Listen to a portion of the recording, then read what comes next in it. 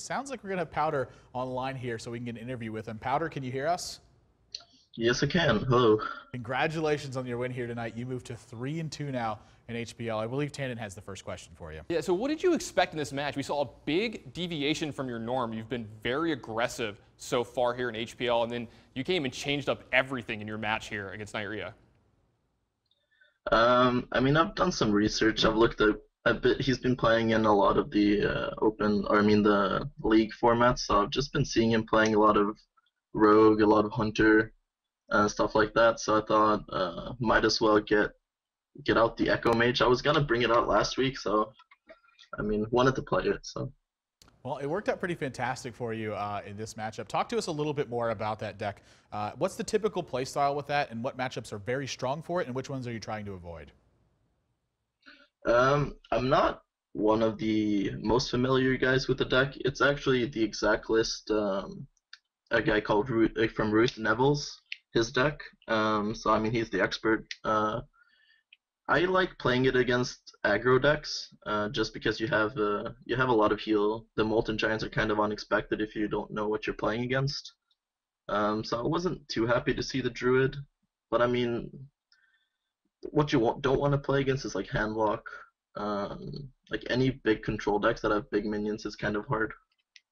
Now, we saw you switch back to Hunter here for your final win in the match. Was that kind of, because of Neirea was changing up to your strategy, and you felt that this was a good time to kind of get him? I think I was kind of expecting him to go back to kind of what he likes to play the most, like Rogue Hunter, something like that. So I kind of went with what I thought he would play, and then I was kind of caught by surprise when he brought I think it was a Control Warrior, I'm not sure. It might have been Patron. And even if it was Patron, I was fine with that. It was a control deck for sure. Iron Juggernaut actually was in his hand. Yeah. The Mulligan, and then he drew at some point in the game as well. Yeah, I don't think Hunter was the matchup he was looking for that one. And then a final question for you. Came into this match at 2-2 here in HPL. What kind of pressure is it like at going into a third of the way through the season where you're either going to have a winning or a losing record afterwards? I mean, it's definitely a lot of pressure. I mean, I lost the last two series I played, so I really did want to get the victory again, just to get it going. And I mean, it always looks better to have 3-2 than 2-3, and everyone just wants to get that top 8 spot. So I mean, I'm very happy with this win. Well, if you keep up winning records like this, you're bound to find yourself in that top 8. Congratulations on your win tonight in HPL. Thank you. Kind of doing a little bit more research on his opponents individually.